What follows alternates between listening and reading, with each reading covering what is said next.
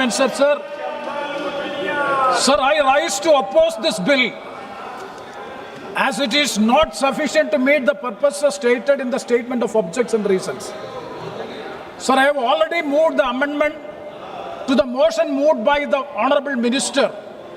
Send this bill to the public so as to elicit the public opinion and to be returned by 1st December 2026.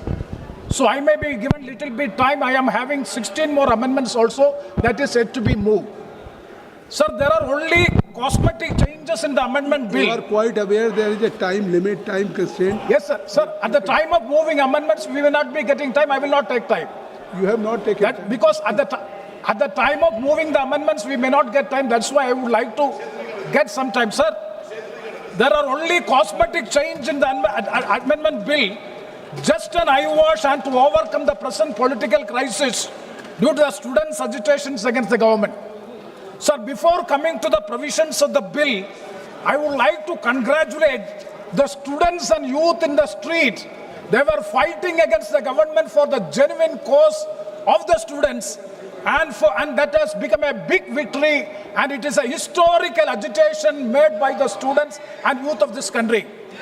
Sir, at the same time, I would like to demand before this House, let the Honourable Home Minister, because on 20th July, we have experienced the brutal, inhuman and barbarous lathi-charge and also using the weapons, and it has never seen in the history of India against the students of this country, youth of the country.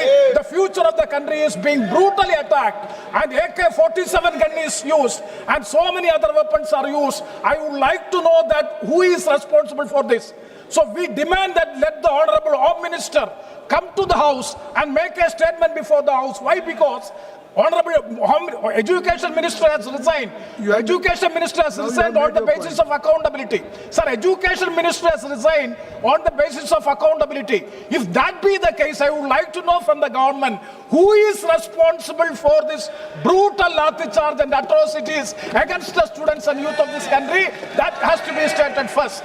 Sir, coming to the provisions of the bill, sir, this bill is lacking bona fides. Why I am saying is that the aims and objects, it is saying that it is to strengthen the fairness and credibility of the public examination system. So my specific question to the government is whether the existing statute of 2024 is not sufficient to meet the purpose. Sir, the question paper leakage and malpractices in public examination is not because of the lack of the statutes and rules, but because the lack of the willpower of the government in properly conducting the examination in a fair and transparent manner. It is not because of the lack of legislation, but it is because of the lapses of the government. Sir, the repeated NEET question leak as well as the CBC examination on-screen marketing system raw, that is also very important as far as the CBSE students are concerned. It reflects the systematic governance failures, attributing the direct legal responsibility to the union government. Sir, the government of India is solely... Sir, I've just started. You have made all points. I've just started. You have made your all points. Sir, Rahul ji will speak after this. Sir, I've just started. Please conclude. No, I have just started. If that be the case, I will not speak. Already taken 3 minutes. Sir, intervention from the chair. Please I've just started. I've already spoke to you. Sir, the government of India is solely responsible for the systemic failures of the question leakage and also in conducting the public examination during the last 1 decade. Sir, NEET UG question leak is the result of corruption, organized cheating, bribery, illegal payments, conspiracy, abuse of public trust and financial exploitation.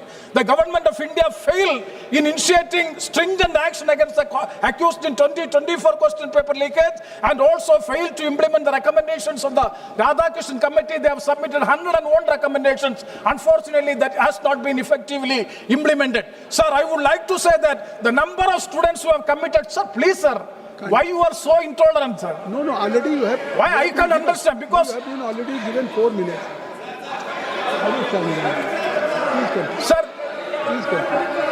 Sir, the number of students suicide in India is increasing over the past week.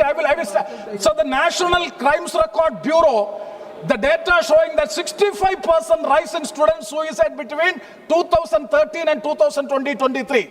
Why it is? Because is it not the inefficient and the incapability and the irresponsibility of the government in conducting the public examination and all? Sir, I'm not going to all that. It's one point, very important point, which has not been highlighted in this house, that is regarding the economic impact of NEET. With that point, I will conclude. So it's a very important point. So the most under-examined demographic consequence of NEET's current design is drop year.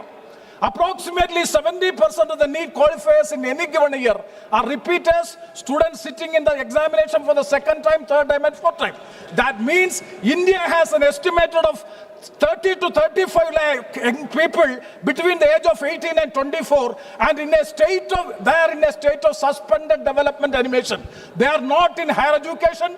They are not in employment. They are not acquiring any skill, but waiting for a result that may not arrive. The economic cost is equally important. Sir, I'm concluding. Each drop year, a family's living expense plus coaching fees, it will come around to 3 to 6 lakhs of rupees per year. 30 lakh students aggregate cost of the drop year economy exceeds 90,000 crore.